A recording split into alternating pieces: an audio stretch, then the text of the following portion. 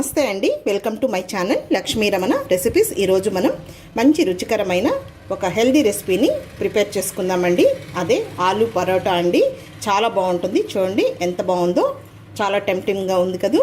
ఇది మార్నింగ్ బ్రేక్ఫాస్ట్గా తినొచ్చు, అలాగే మధ్యాహ్నం లంచ్, ఈవినింగ్ స్నాక్, అలాగే నైట్ డిన్నర్గా తీసుకోవచ్చండి.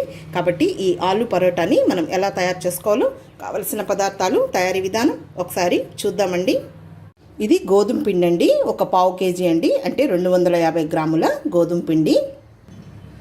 ఒక 3 బంగాళాదుంపల్ని కొంచెం ఉప్పు వేసుకొని కుక్కర్లో ఒక 2 విజిల్ వచ్చి వరకు ఉడికించుకొని పెట్టుకోవాలండి. ఇలా పొట్టు తీసేసుకొని చూడండి ఈ విధంగా ముక్కలు కట్ చేసి పెట్టుకోవాలి. ముందుగా ఒక మిక్సింగ్ బౌల్ తీసేసుకొని గోధుమ పిండి ఇందులో వేసేసుకోవాలి. ఇప్పుడు ఈ గోధుమ పిండిలో కొద్దిగా సాల్ట్ వేసుకోవాలి, ఒక ½ టీ స్పూన్ సాల్ట్ వేసుకోవాలి. మళ్ళీ మనం స్టఫింగ్ పెడతాం కాబట్టి పొటాటోది కొంచెం ఆ సాల్ట్ ఈ సాల్ట్ కలిసిందంటే ఎక్కువ అవుతుంది, కాబట్టి కొద్దిగా వేసుకోవాలి. అలాగే ఒక ½ టీ స్పూన్ నూనె వేసుకోవాలి. ఇప్పుడు ఈ పిండినంతా ఒకసారి ఇలా కలుపుకోవాలి. ఇప్పుడు ఇందులో నీళ్లు వేసేసుకొని మనం పిండిని కలిపేసుకోవాలి.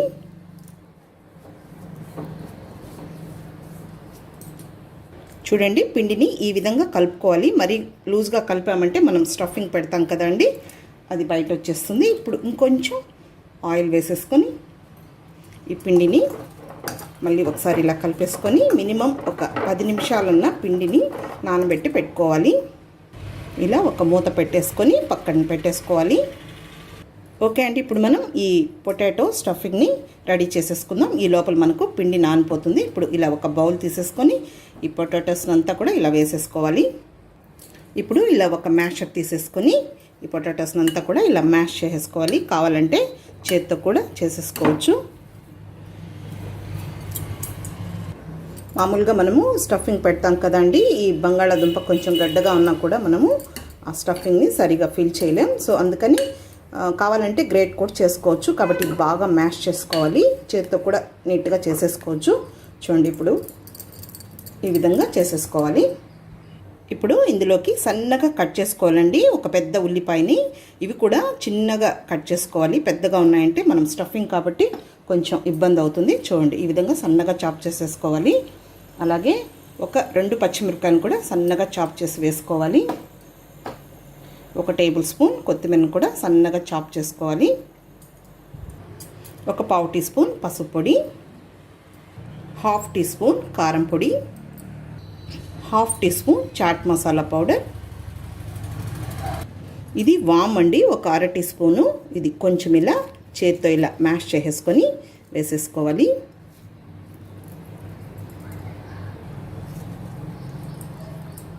అలాగే రుచికి సరిపడా సాల్ట్ వేసుకోవాలి. మామూలుగా మనం పిండికి వేసాం, అలాగే చాట్ మసాలాలో కూడా ఉంటుంది.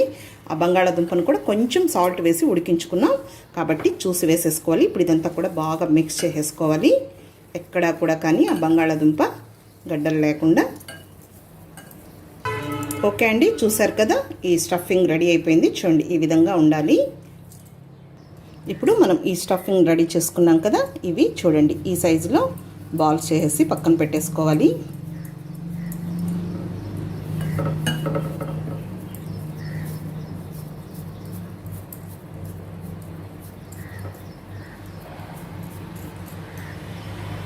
ఈ విధంగా అన్నీ రెడీ చేసి పెట్టేసుకోవాలి. ఇప్పుడు ఈ చపాతీ పిండి కూడా నానిపోయి ఉంటుంది. కొద్దిగా పిండిని తీసేసుకొని రౌండ్ బాల్స్ చేసేసుకోవాలి. ఇప్పుడు ఇలా పొడి పిండి తీసుకొని ఈ పిండిని ఇలా డిప్ చేసేసుకోవాలి. ఇప్పుడు ఈ పిండిని మనం చపాతీలాగా రుద్దేసుకోవాలి.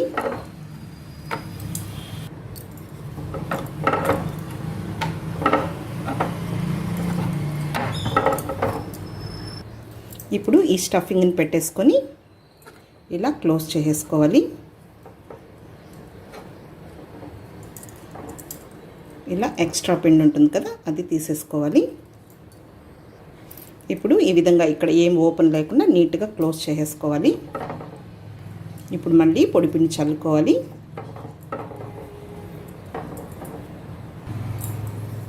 అంతే అండి, ఇలా జాగ్రత్తగా మనం చపాతీలాగా ఇలా రుద్దేసుకోవాలి. మరీ మందంగా లేకుండా అలాగని పలుచగా లేకుండా కొంచెం ఈ ఆలు పరాటాలు కొంచెం మందంగా ఉంటేనే బాగుంటాయి. చూసారు కదా అండి, ఈ విధంగా ఎడ్జెస్ కూడా మందంగా లేకుండా ఇలా అన్నీ రుద్దేసుకోవాలి. లేదు ఇంకొక విధంగా కూడా చేసేసుకోవచ్చండి. చూడండి, పిండిని తీసేసుకొని ఈ విధంగా చేసేసుకోవాలి.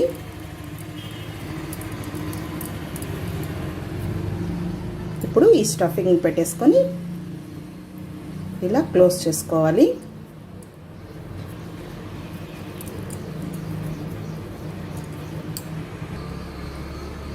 ఇలా అంతా క్లోజ్ చేసుకున్న తర్వాత ఈ ఎక్సెస్ పిండిని తీసేసుకోవాలి.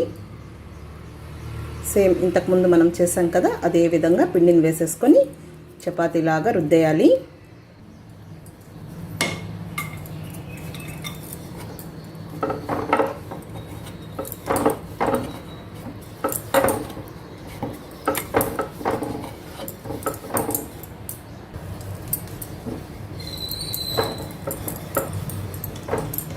అంతే అండి. ఇప్పుడు స్టవ్ వెలిగించుకొని ప్యాన్ పెట్టుకొని ప్యాన్ బాగా వేడెక్కాలి. ఇప్పుడు ప్యాన్ బాగా వేడెక్కింది. ఈ చపాతీని వేసేసుకుందాం. నేను సెకండ్ మెథడ్లో చెప్పాను చూడండి, కొంచెం ఇలా చిన్నగా చేసి అలా చేసుకోండి. మీకు ఈ స్టఫింగ్ అనేది బయట రాకుండా ఉంటుంది. కొత్తగా చేసే వాళ్ళకైతే కొంచెం ఇబ్బంది అవుతుందండి. కాబట్టి సెకండ్ మెథడ్లో చెప్పాను, అలా చేసుకోండి. ఒక సైడు బాగా కాలిన తర్వాత ఇంకొక సైడ్కి తిప్పుకోవాలి. ఫ్లేమ్ని మీడియంకి హైకి అడ్జస్ట్ చేసుకోవాలి. ఇప్పుడు ఆయిల్ని అప్లై చేసేసుకోవాలి. కావాలంటే మీరు బటర్తో కానీ నెయ్యితో కానీ చేసేసుకోవచ్చు. ఇప్పుడు నేను ఇక్కడ ఆయిల్ని అప్లై చేస్తున్నాను.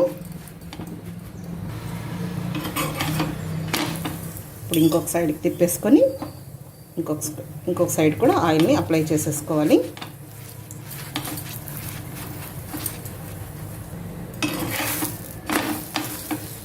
ఇలా ప్రెస్ చేసామంటే ఆ లోపల ఉన్న కర్రీ అంతా కూడా కొంచెం అలా ఆనియన్స్ అన్నీ కొంచెం బాగా ఫ్రై అవుతాయి.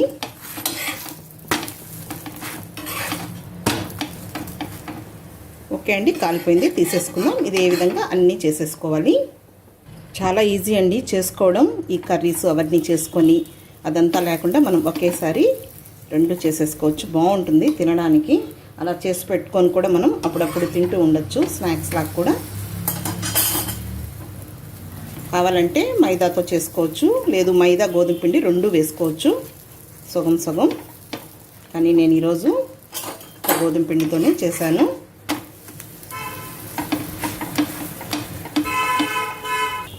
ఇంకా చాలా రకాల పరోటాస్ ఉన్నాయండి. అవన్నీ కూడా నేను వీడియోస్ అప్లోడ్ చేస్తూ ఉంటాను. చపాతీ ప్రియులు ఉంటారు కదా, వాళ్ళందరికైతే చాలా బాగా యూజ్ అవుతాయి. నేను కూడా ఎక్కువ చేస్తూ ఉంటానండి. అంతే అండి. ఓకే అండి, చూసారు కదా ఎంత కలర్ఫుల్గా ఉన్నాయో. ఏదైనా పికిల్తో కానీ, లేదు ఇలా పెరుగుతో, ఆనియన్ పచ్చిమిర్చితో, లేదు డైరెక్ట్గా ఉత్తగా కూడా తినేయచ్చండి. చాలా బాగుంటాయి. కాబట్టి తప్పకుండా ట్రై చేయండి ఆలు పరోటాని. ఓకే అండి, ఈ వీడియో మీకు నచ్చినట్లయితే నా యూట్యూబ్ ఛానల్ లక్ష్మీ రమణ రెసిపీస్ని కొత్తగా చూస్తున్న వారైతే నా ఛానల్ని తప్పకుండా సబ్స్క్రైబ్ చేసుకోండి. నచ్చితే లైక్ చేయండి, షేర్ చేయండి. ఒక మంచి వంటతో మళ్ళీ కలుద్దామండి. నమస్తే అండి.